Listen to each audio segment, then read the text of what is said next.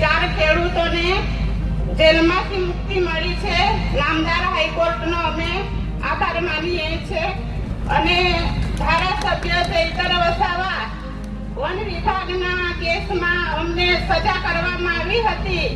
આ સજા ભાજપ સરકારે ખોટી રીતે અમને જેલમાં ફસાવ્યા છે, પણ એનો જવાબ 2027માં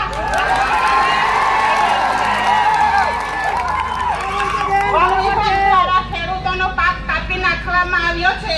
ખેડૂતોને ન્યાય અપાવવાના બદલે આ ખોટી સરકારે એમને સજા ભોગવી છે, પણ એનો જવાબ પણ આપણી જનતા આપવા માટે તૈયાર છે.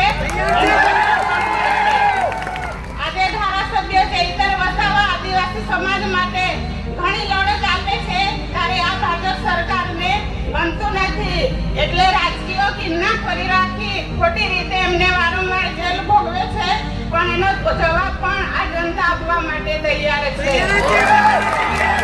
અમને 2027માં જ્યારે આ કેસ થયો હતો ત્યારે અમને સેન્સમ કોર્ટ દ્વારા અમને જામીન મળ્યા હતા, પરંતુ અમારી તારીખ અમે દર મહિને ભરતા હતા. મહિનામાં અમને 2 તારીખ પાડવામાં આવી.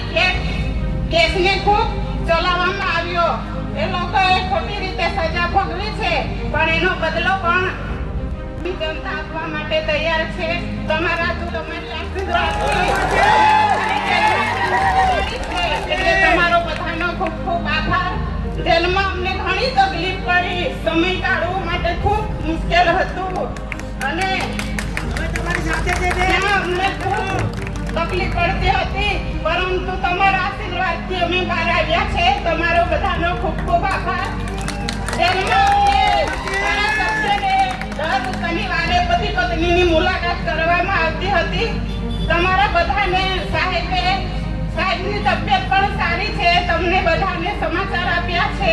બધાને મારી યાદ આપજો, અને ટૂંક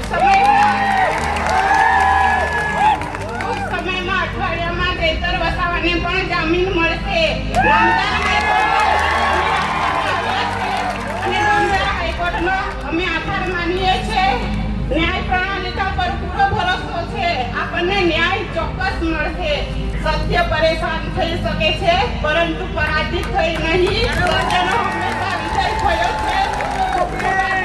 તમે બધા મોટી સંખ્યામાં આવ્યા, અમને સમર્થન આપ્યું, એ બદલ તમામનો આભાર. જય આદિવાસી.